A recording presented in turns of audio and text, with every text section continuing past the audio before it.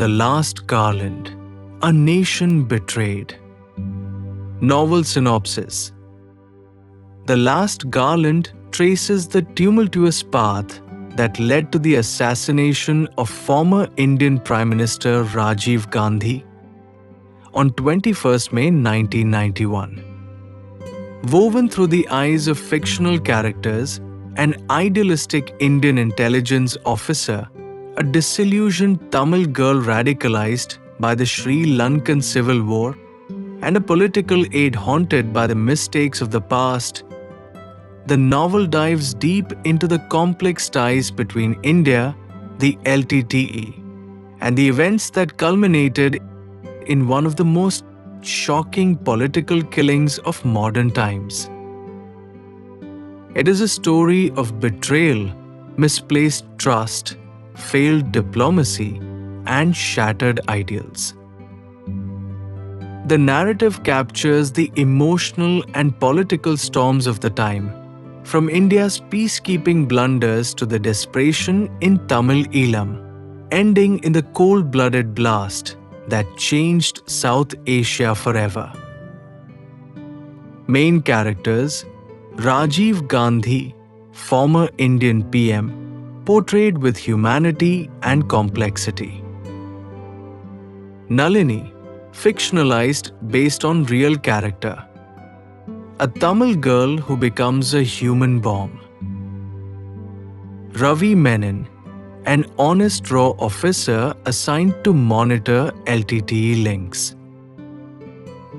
Maya Reddy, a young Congress party worker deeply devoted to Rajiv Gandhi. Prabhakaran, leader of LTTE, depicted in the background as a cold strategist. Subramanyam, a Sri Lankan Tamil refugee and silent witness to the horror. Chapter 1.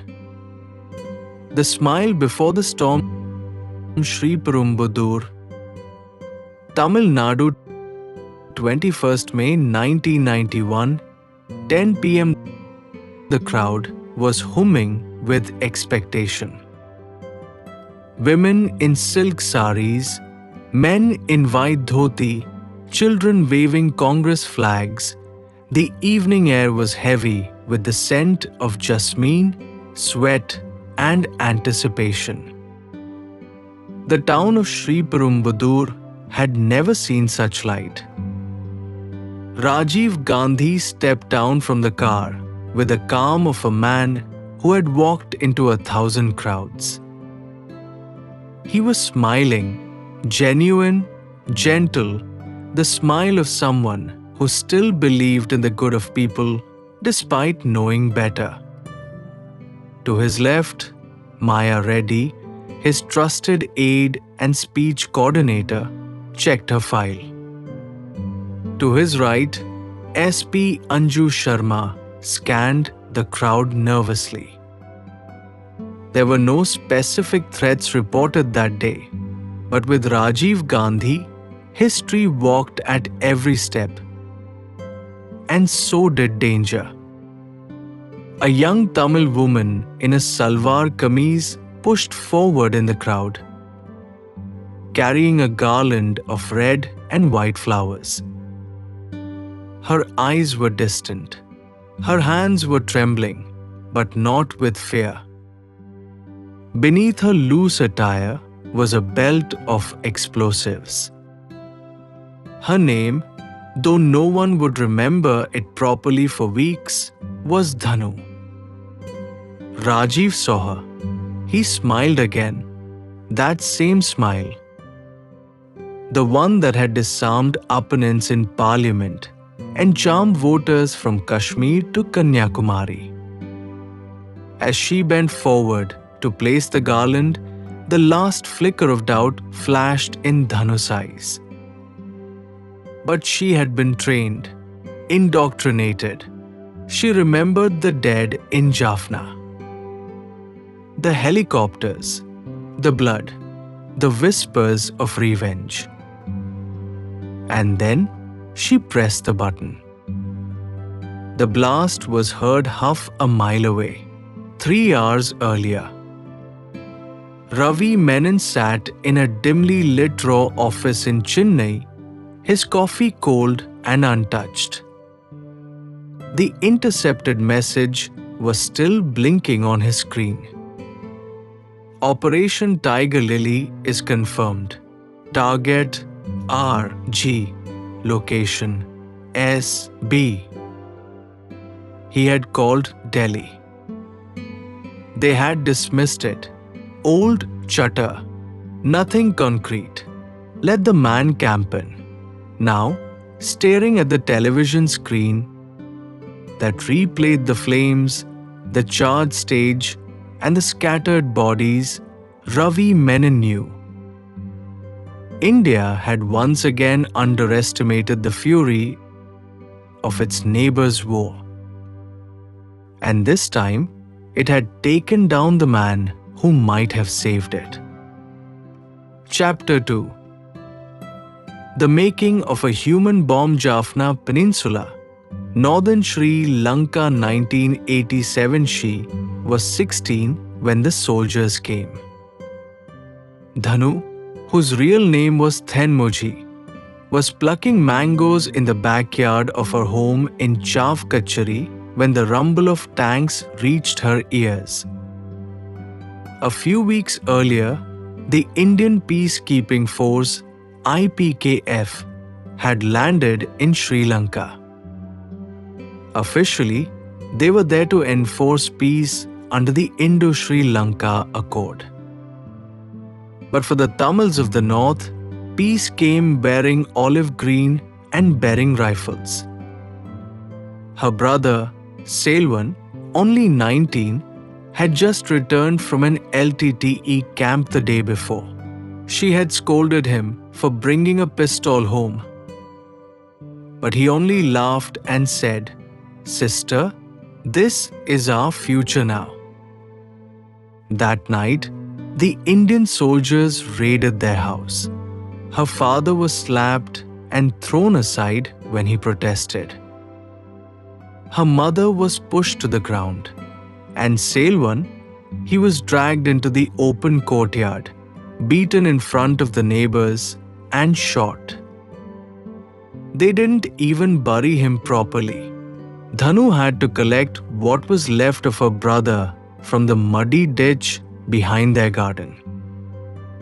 She was 16. Her childhood ended that night. 2 months later, an LTTE women's wing training camp. Somewhere near Kilinochchi, she stood in a row of 25 girls, some as young as 13, holding AK-47s taller than themselves. A Tamil woman in fatigues walked past them, barking orders in clip Tamil.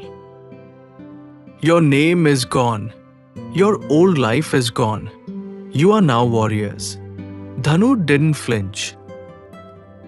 The woman turned to her and asked, "Why are you here?" She answered in a whisper, "Because I want justice." The woman spat on the ground. "Justice is for the living. Revenge is for us. Learn that." In the weeks that followed, Dhanu learned how to shoot, how to plant explosives, how to dismantle grenades. But the real training was mental. How to erase fear, how to control breath, how to close your heart to emotion. She excelled. She was quiet, focused, detached, and that made her perfect. 1989, Vani Forest. One night, Dhanu was called to the inner circle. A dim tent where 3 men sat, their faces barely visible in candlelight. At the center was Velupillai Prabhakaran, the elusive leader of the LTT. He looked at her for a long time. "You do not speak much. I speak with action," she said softly. He nodded. "Would you be willing to do something greater than fighting with guns?" Yes. Would you give your life? She didn't hesitate. I already gave it when my brother died. That night, she was chosen. She would train for a mission that only a few in the organization even knew existed, Operation Tiger Lily. Its goal: eliminate Rajiv Gandhi. Chennai, 1991, in a modest apartment rented under a false name, Dhanu stared at her reflection in the mirror. Her long hair was braided with jasmine. Her face, once so full of laughter, now looked like stone. Next to her on the bed was the cyanide capsule, her final escape. Nalini, her handler, adjusted her salwar. You remember what to say? Dhanu nodded. I'm from Sri Lanka. My husband died. I've come to offer garlands for peace. Nalini paused. Do you feel fear? Dhanu looked out the window at the lights of the city. I am beyond fear.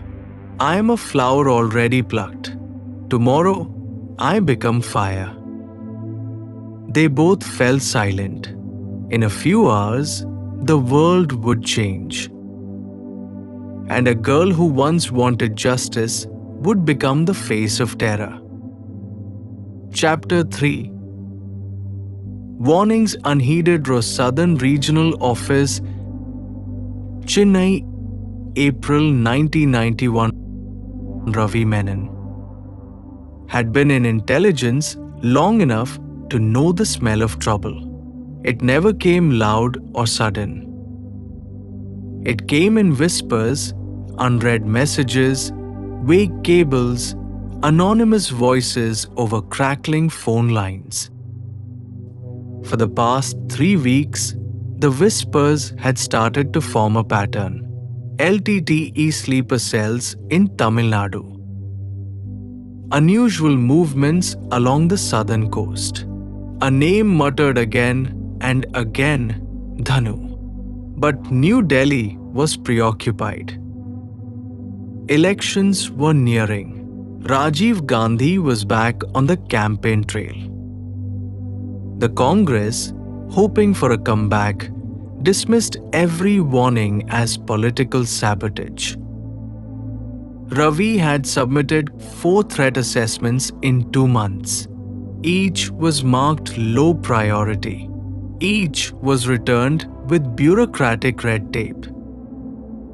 Now, he sat in front of a blurred black and white photograph, taken from surveillance footage outside a Sri Lankan refugee camp near Madurai. A woman, face veiled, handing a small package to a Tamil man with known LTT links. His junior officer said, "That's her. We believe it's the woman they call Dhanu. She's in Tamil Nadu now." Ravi rubbed his eyes. "Get me the Home Ministry." Again. Congress headquarters, New Delhi mein 1991. Maya Reddy stormed into the war room, her heels clicking angrily across the marble floor. She had just received another anonymous warning letter at the district office in Madurai. It was the 3rd in 10 days. Don't let RG come to Shri. The Tigers haven't forgotten. She showed it to the chief campaign coordinator. He waved it off. LTT isn't stupid enough to hit him in India. Besides, he's not even Prime Minister anymore. But he's still Rajiv Gandhi. She snapped. He sent the IPKF. He made enemies in Sri Lanka. The coordinator sighed. Maya, every political figure has enemies. We can't cancel events every time a crank sends a letter. She left the office furious, her heart pounding. Later that night, she called Ravi Menon. Tell me honestly, should he cancel the event? Ravi hesitated. I don't have clearance to make that call. Don't give me protocol. Tell me as a man. He exhaled. Yes. Cancel it. The air is wrong. There's a quiet I don't like. She paused. Then why aren't they doing anything in Delhi? Because they think history doesn't repeat itself. But it does. And it's impatient. Jaffna, a radio bunker, deep underground Prabhakaran turned off the old radio, said after the coded message was read aloud. The Garland is ready. The tiger shall taste peace. He said nothing. His generals around him waited. After a moment, he simply said, "The girl has a calm heart." That's all we needed. Another general leaned forward, concerned. But in India, won't that turn the whole country against us? Prabhakaran didn't even blink. The whole country was never with us. Rajiv Gandhi armed our enemies and sent soldiers who raped our people. This is not about politics. This is personal, but it could destroy our support base there. We never asked for support. We asked for silence. And India stayed silent when they came with helicopters. Now let them scream. Shri a week before the blast, Dhanu stood among volunteers decorating the stage. She wore a blue cotton kurta, blending in. She carried leaflets. She smiled. She passed security. She watched the spot where the stage would be raised. She counted the steps from the entrance to the Garlanding area. She rehearsed how she would bend, how she would smile, how her thumb would move. There were no second chances. Chennai, one night before the assassination, Ravi Menon's final urgent fax to Delhi bore the header, "Imminent threat R.G. at risk in Shri Cancel event." The reply came 2 hours later. Received. No change in itinerary. Thank you for your vigilance. Ravi sat at his desk, his hands trembling, not with fear, but with fury. He picked up his landline and called Maya again. They're not going to stop him, are they? She asked quietly. No, Ravi replied. They're sending him with flowers into the tiger's mouth. The wheels of Rajiv Gandhi's car rolled into Shri The crowd cheered. The sky was clear, and not a single man in Delhi had any idea they had already written his epitaph. Chapter 4. The Blast, Shri Tamil Nadu, 21st May 1991, 9:50 p.m. The stage was modest, draped in white cloth and flanked by party workers. 8,000 people stood on either side, separated by a thin rope. Paper flags fluttered in the soft, humid breeze.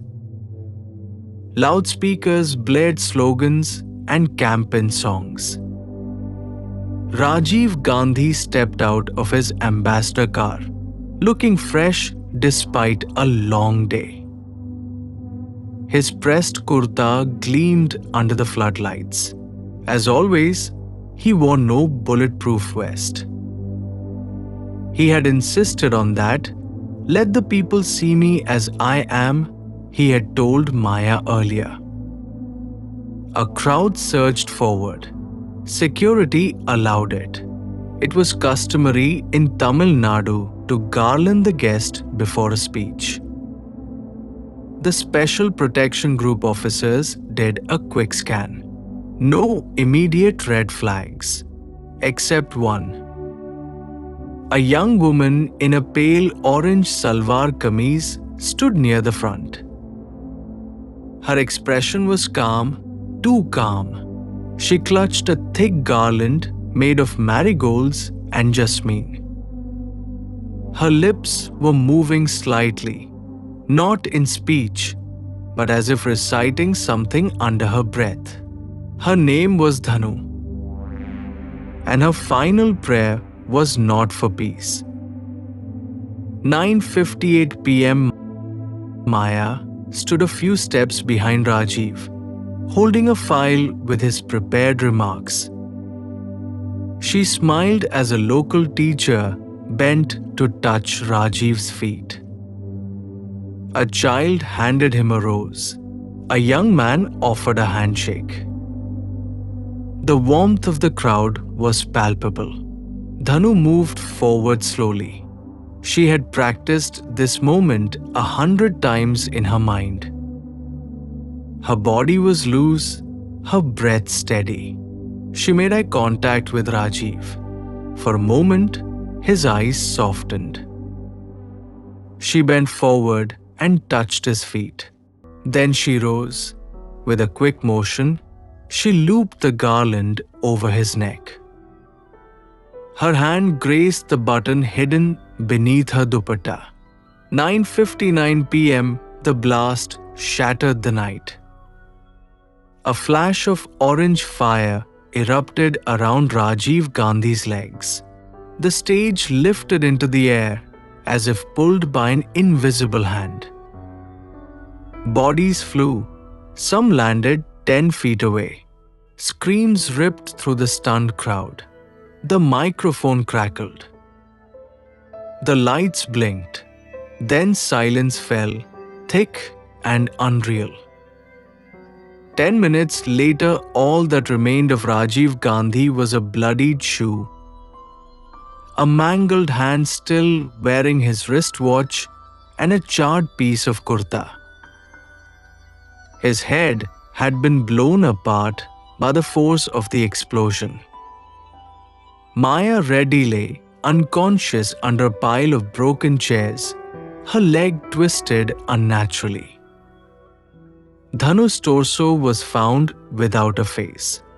Nalini, who had been nearby, had vanished into the crowd. The blast killed 16 people, including police officers, party workers, photographers, and innocent civilians. Chennai, Raw Office Ravi Menon watched the TV screen in horror. The images were chaotic: smoke, bodies, blood. The ticker at the bottom read, "Unconfirmed reports, Rajiv Gandhi assassinated in Tamil Nadu." His hands trembled as he called Delhi. No one answered. He called Maya's number. No response. He slumped in his chair. Around him, officers were yelling, moving, scrambling. But for Ravi, time stood still. They had warned them. He had warned them. And no one had listened. Jaffna, LTTE's secret base Prabhakaran said nothing. The news had arrived via coded shortwave. He turned off the radio and sat back in his wooden chair. A soft candle flickered on his table. One of his commanders said, "It's done." He nodded. "The Indian line is dead." The commander hesitated. "There will be consequences." Prabhakaran's eyes narrowed. "Let them come. We have tasted vengeance." New Delhi. Next morning the country awoke to tragedy. Radio stations played solemn music. Schools declared mourning. shops shut their doors. Crowds gathered in front of televisions and cried. News anchors used words like shocking, cowardly, and national loss. And in the corridors of power, men who had once dismissed Ravi's faxes now blamed each other. The party declared Rajiv Gandhi died for peace, for unity, for India. But in the hearts of millions, the truth was harder to grasp. He had died not on the battlefield, not in parliament, not as prime minister. He had died on a dusty village stage, felled by a flower-laden girl whose name no one wanted to remember. And somewhere in the silence that followed, a nation asked itself, how many warnings must we ignore before we learn? Chapter 5. The Aftermath. New Delhi, 22nd May 1991, 8 a.m. The sun rose over a city in mourning. Black-bordered newspapers were thrown onto doorsteps, their headlines screaming in disbelief, Rajiv Gandhi assassinated by human bomb, LTT suspected in suicide attack. India had seen political deaths before. It had seen bullets, riots, and betrayals, but never a suicide bomb, never a former prime minister killed in a village square by a woman who smiled before she exploded. At 7 Safdarjung Road, the Gandhi residence, Sonia sat in silence, her eyes swollen from a sleepless night. Rahul and Priyanka were expressionless, numbed beyond tears. A stream of dignitaries came to offer condolences. President R. Venktarman, opposition leaders, generals, diplomats. No words were enough.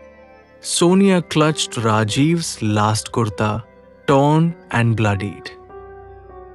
She did not speak. She only stared.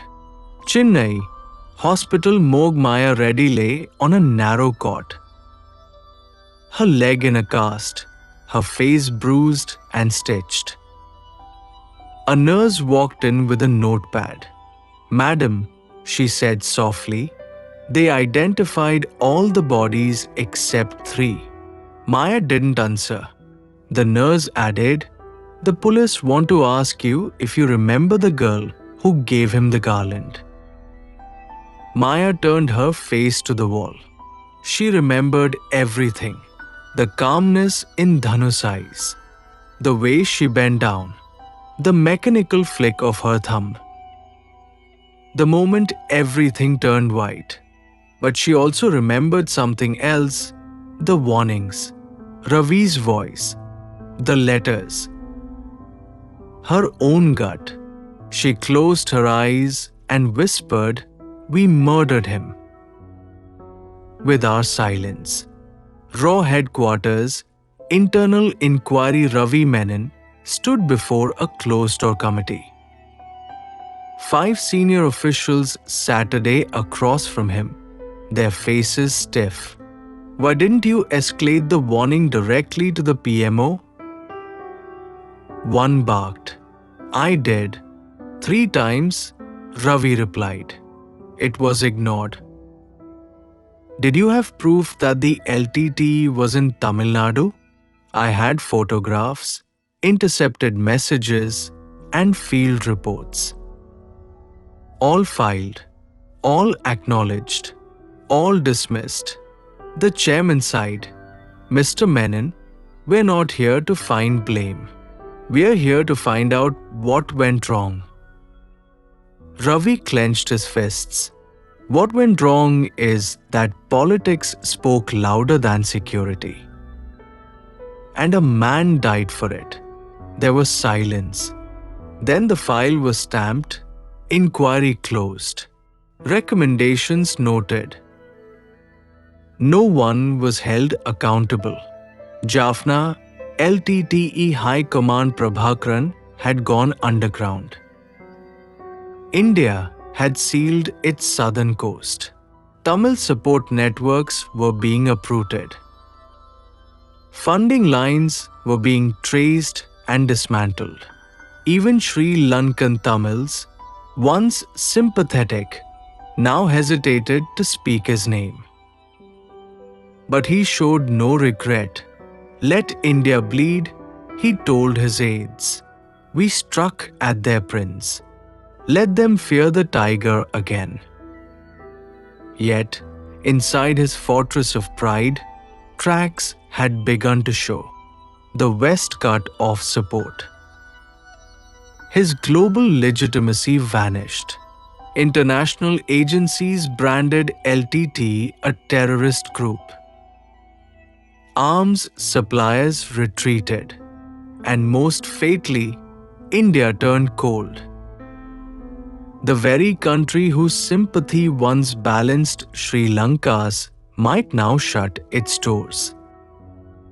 The tiger had roared, but the jungle had changed. Rajghat. The funeral, the cremation was solemn. Sonia lit the pyre with trembling hands. A saffron flag was draped across the body. The ashes were later immersed in the Ganges. From Kashmir to Kanyakumari, candlelight vigils lit the night. Crowds wept, not just for the man, but for the dream he once represented. Modern, secular, gentle, flawed, but Indian to the core. Some cursed the LTT, others cursed the system, but most cursed themselves for being blind, for being mute, for being late. Nalini, Dhanu's accomplice, was arrested. Her eyes unrepentant. She would become the face of death and debate. The CBI launched Special Investigation Team SIT operations, uncovering a deadly network of safe houses. Smugglers, sympathizers, and silence. Sonia Gandhi withdrew from public life. The Congress reeled but held its ground. Ravi Menon resigned quietly 6 months later. His last memo read, "When intelligence is ignored, it becomes history's guilt." Rajeev Gandhi died not because evil was strong, but because those who knew were too weak to stop it. And in the ashes of Shri Perumbudur, India learned a bitter truth. Sometimes the greatest betrayals are not done by enemies, but by friends who look away. Chapter 6. The hunt begins. New Delhi, June 1991. The heat in Delhi was unrelenting. But the anger in the corridors of power burned hotter. The new Prime Minister, P.V. Narasimha Rao, entered office under the long shadow of Rajiv Gandhi's murder.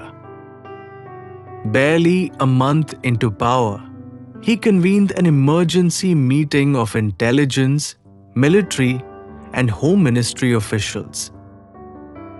His words were cold, sharp, and final. We will dismantle the network that killed Rajiv piece by piece, name by name. This is no longer an investigation. It is a national priority. The Special Investigation Team, SIT, was formed under the Central Bureau of Investigation, CBI, headed by D.R. Karthikeyan, a methodical and relentless officer. His brief was simple. No political interference, no loose ends. The hunt had begun. Chennai, Sid Field Office, a bungalow in T. Nagar became the unofficial war room. The walls were covered in photos, maps, transcripts, wiretap logs. At the center was a blown-up photograph of Dhanu, taken minutes before the blast, her garland in hand. Standing just a breath away from Rajeev, Karthikeyan studied her face for hours. She didn't blink, he said to his deputy. That's not just ideology. That's training. The network began to unravel. Leads came in, names whispered in tea stalls, numbers scribbled on cigarette packs, husband letters found in hideouts. The Sit combed through hundreds of phone records, railway reservations, hostel registers, and rental contracts. Then came the first big break. A small house in Bangalore rented under a false name. Inside, they found cyanide capsules, LTTE literature, and photos of Rajiv Gandhi's Tamil Nadu rallies. The trail was still warm. The manhunt moved south. Tamil Nadu, Coimbatore, to Madura. The killers had left behind more than just blood. They had left footprints across the state, safe houses, sympathizers, motorcycle mechanics, fake ID forgers, even tailors who stitched pockets to conceal grenades. Nalini, one of the key conspirators, was arrested near Madurai. She resisted at first, but cracked under pressure. Through her, the Sit traced the core team: Shivrasan, the one-eyed mastermind, Subha, the second female suicide bomber, and others. But Shivrasan was always a step ahead. Nicknamed Raghu, he was a veteran LTTE operative, trained in espionage and explosives. Fluent in Tamil, Hindi, and English, he moved like a ghost across India. His orders had come directly from LTTE's supreme leader Prabhakaran. His mission: eliminate Rajiv Gandhi as payback for Operation Pavan, India's military misadventure in Sri Lanka during Rajiv's tenure. Now he was hiding, waiting, watching. But he knew this: India's net was closing. Raw intercepts, Colombo to Vavonia Indian intelligence, this time on high alert, intercepted LTTE wireless messages. Coded phrases like "the lamp has gone out" and "the lion sleeps" were decrypted, confirming Prabhakaran's involvement. Diplomatic pressure mounted. India, once covertly sympathetic to the Tamil cause, now demanded arrests. Sri Lankan President Rana Singhe Premdasa, ironically assassinated by the LTTE himself 2 years later, dragged his feet. International sympathy turned. Interpol issued red corner notices. Even Norway and France, where Tamil refugee networks flourished, began surveillance. But the key: Shivrasan was still in India. August 1991, Bangalore suburbs. After weeks of surveillance, the Sit zeroed in on a modest house in Konakunte, on Bangalore's outskirts. A tip from a milk delivery boy had led them there. The residents were oddly quiet, refused to answer the door, and their garbage was never taken out. On 18th August, the house was surrounded. Karthikeyan arrived in person. Over a loudspeaker, police demanded surrender. No response. Then a sound, a pop, then another, and another. The Sith stormed in. What they found would haunt them forever. Shivrasan and his remaining team had committed suicide using cyanide capsules stitched into their clothes and hidden in their teeth. The second suicide bomber, Subha, was among the dead. Their bodies were already cold, mouths foaming, eyes half open. The last living threads of the conspiracy had ended with silence. Later that night, Karthikeyan's hotel room, Karthikeyan sat alone, staring at a cigarette he never lit. On the table before him was a tape recorder. It played the intercepted voice of Shivrasan from a call made weeks earlier. "We do not fear death. We fear failure." He turned it off. Rajiv Gandhi was dead. His killers were dead. But the questions were alive and louder than ever. And so ended the largest manhunt in India's history, not with the clang of handcuffs, but with the silence of poison. Yet for a nation betrayed, this was not closure. It was only the beginning of reckoning. Chapter 7 Justice and the Widow New Delhi, 1992, a year, had passed since the night that changed India. The nation had absorbed the shock. The flags had been lowered and raised again. But in the heart of 10 Janpath, time had frozen. Sonia Gandhi, once a reluctant political spouse, was now a widow of history. Silent, grieving, and weary of the world that had devoured her husband. She had refused political office. She rarely spoke in public, but when she did, her words carried the weight of a nation betrayed. Rajeev died not in war, but in trust. That trust must never again be broken. Her resolve hardened slowly, like clay baked under fire.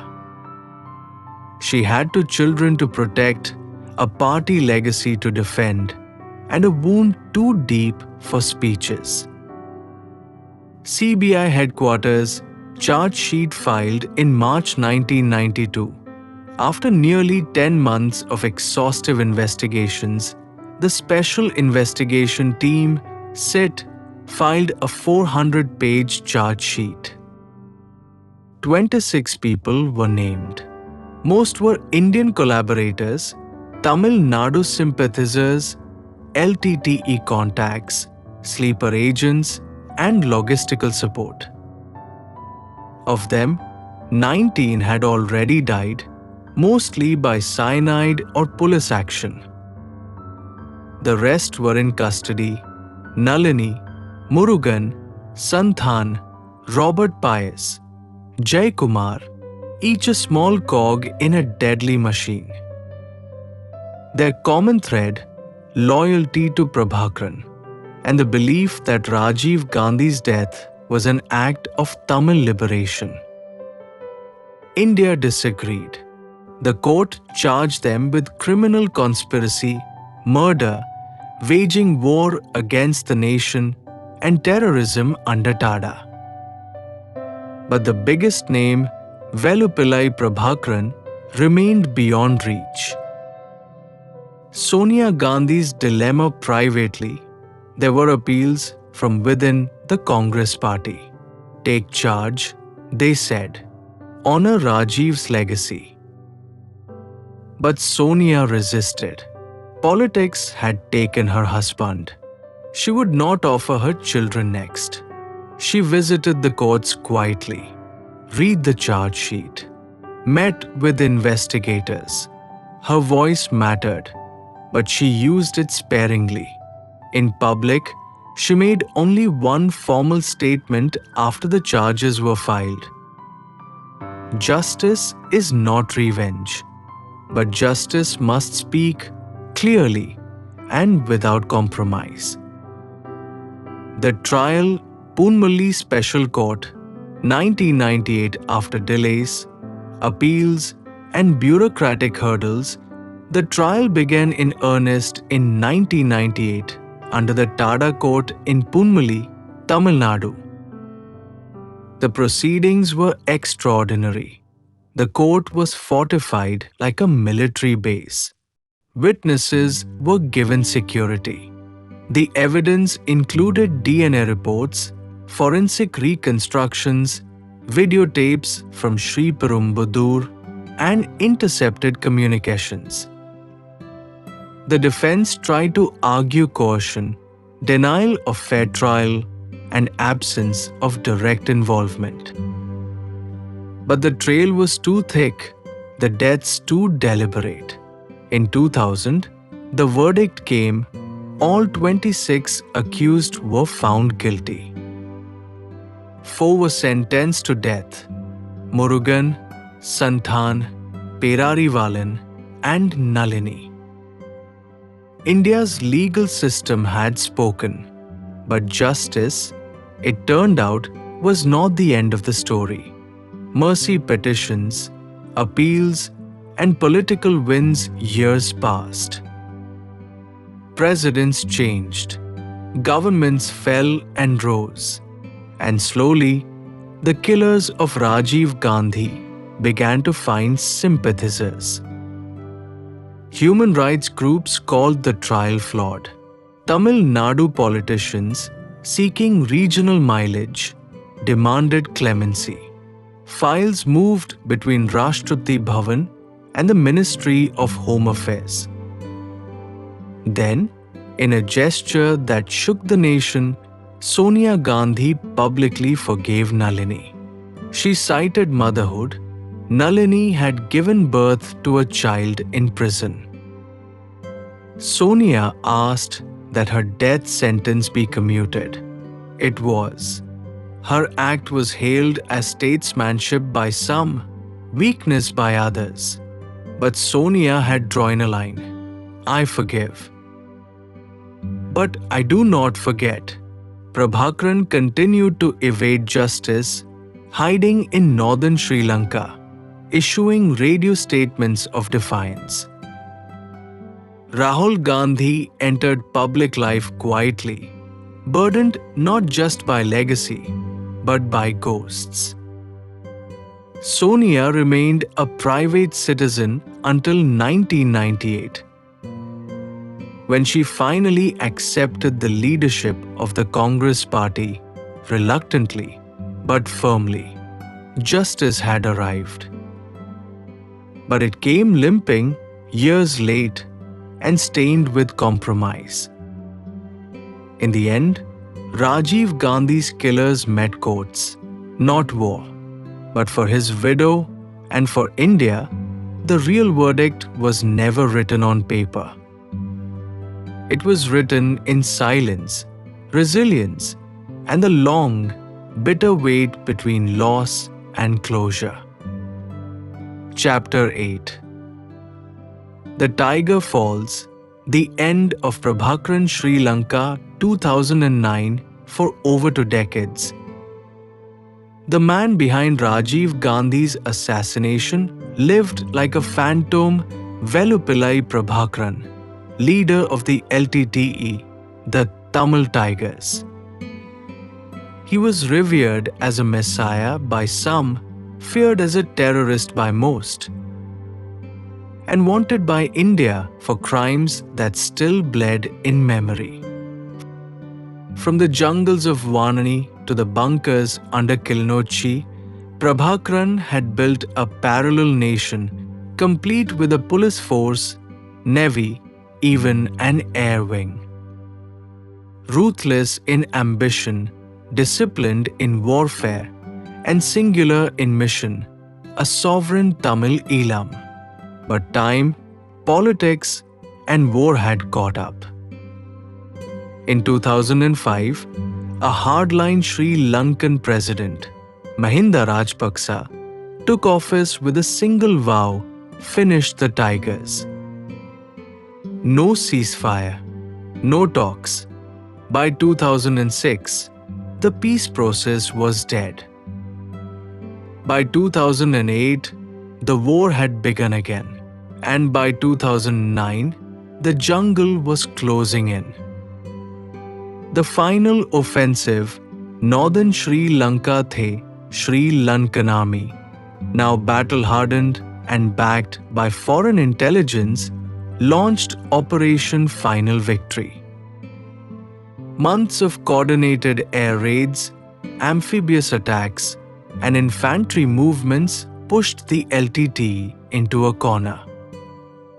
Kilinochchi fell, then Mullaitivu, then the last LTT naval base. Prabhakaran refused to surrender. He moved deeper into the no-fire zone, dragging with him thousands of civilians as human shields. Starvation, shelling, and desperation choked the Tamil population. International media was kept out. The world watched in fragments, helpless and uncertain. India, burned by past interference, remained diplomatically cautious. But intelligence inputs were flowing. Raw, still hunting for closure in Rajeev's case, worked silently with Lankan forces. The message was simple: bring Prabhakaran to justice. Alive, if possible. Dead, if not. 17th May 2009, Nandigda Lagoon. The war was over. The LTTE had collapsed. Only a handful of fighters remained, cornered near the brackish waters of Nandigda Lagoon. Prabhakaran, once the sun god to his followers, was now reduced to a desperate fugitive. His family killed, his fighters surrendered, his dreams drowned in defeat. In the early hours of 18th May, Sri Lankan commandos intercepted a fleeing group. Gunfire erupted. Among the dead was a man with a mustache, clad in fatigues, carrying a small pouch of cyanide. A bullet had torn through his temple. It was him. The last tiger had fallen. New Delhi, 10 Janpad. The news reached India like a long-awaited telegram. Sonia Gandhi received the official confirmation in silence. She did not weep. She did not speak.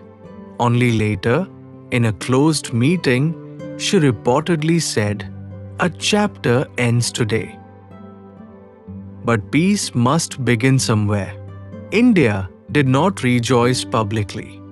There were no victory parades, just a quiet relief, a wound finally sealed, if not healed. Tamil Nadu, mixed reactions across Tamil Nadu. Reactions were divided. Some mourned Prabhakaran as a fallen hero. Others celebrated the end of terrorism. Political parties walked a tightrope, avoiding firm stands, fearful of backlash.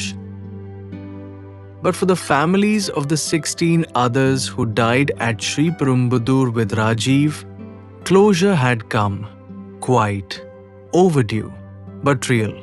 In the end, Velupillai Prabhakaran, who dreamed of a homeland, commanded an army, and killed a former Indian Prime Minister, died alone in mud. Defeated not just by guns, but by history. The empire he built crumbled. His cause was consumed by his methods, and the martyr he created, Rajiv Gandhi, remained, ironically, more immortal than his ideology.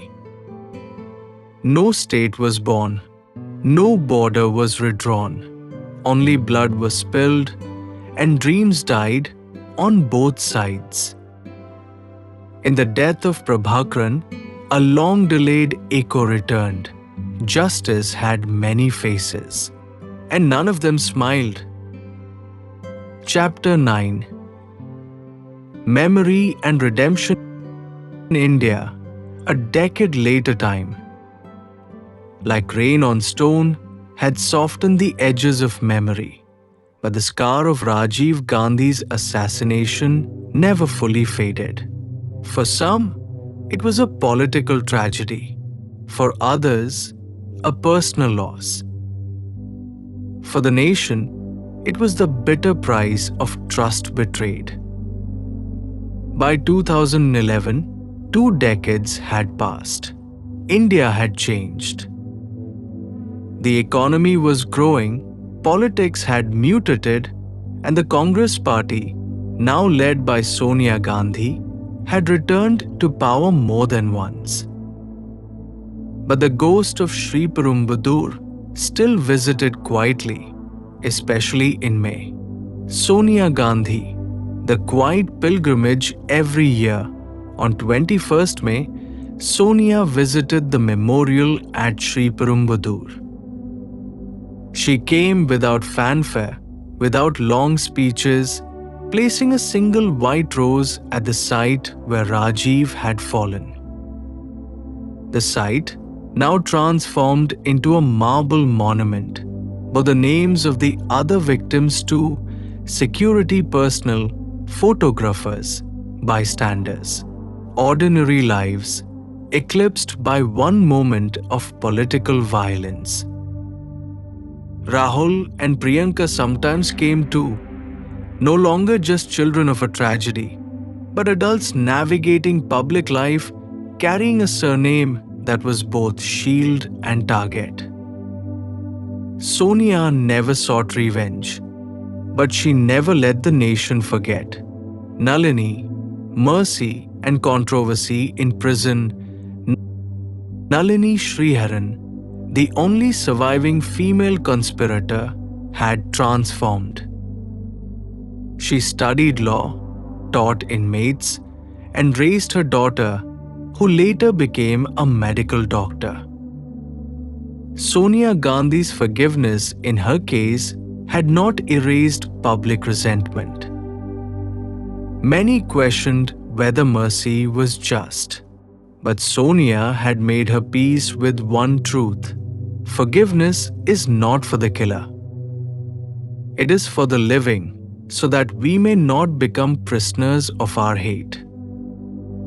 In 2022, after over 30 years, the Supreme Court of India ordered the release of the remaining convicts, citing delays in their mercy petitions. The decision was legal. The emotions it stirred were not. Sri Lanka, the Tamil-void post-war Sri Lanka, was no paradise. Though the LTTE had been crushed, ethnic reconciliation remained a distant dream. Thousands of Tamils still mourn the war's brutality: civilians trapped in no-fire zones, disappeared youths, unmarked graves. But many Tamils had also grown disillusioned with Prabhakaran. His methods, once seen as revolutionary, had led to ruin. His dream of Tamil Eelam had ended not in victory, but in fire and blood. In Tamil households, whispered stories replaced chants of rebellion. The tiger was gone. The roar had faded.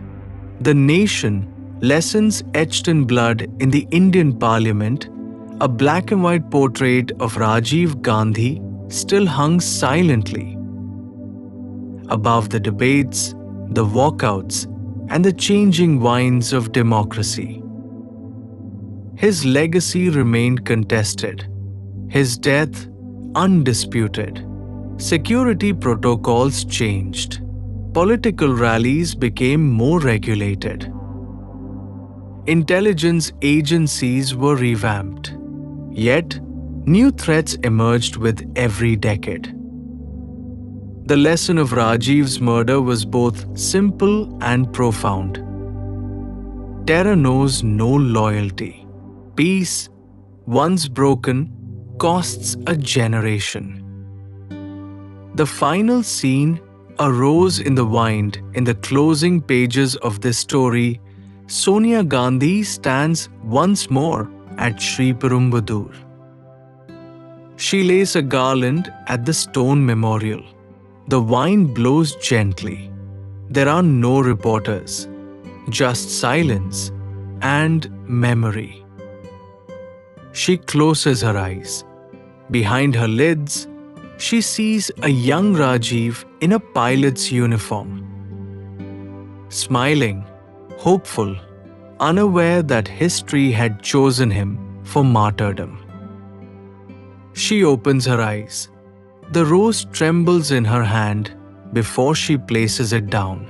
"We do not choose how we die," she whispers. "But we may choose how we remember." And with that, she walks away, leaving behind a garland, a nation's regret, and a long, unfinished prayer for peace. Epilogue: The Last Garland is not just the story of a man assassinated. It is the story of the cost of extremism, the fragility of peace, the dignity of grief, and the impossible path from vengeance to forgiveness. Rajiv Gandhi died because someone believed violence could rewrite history. But history had the final word.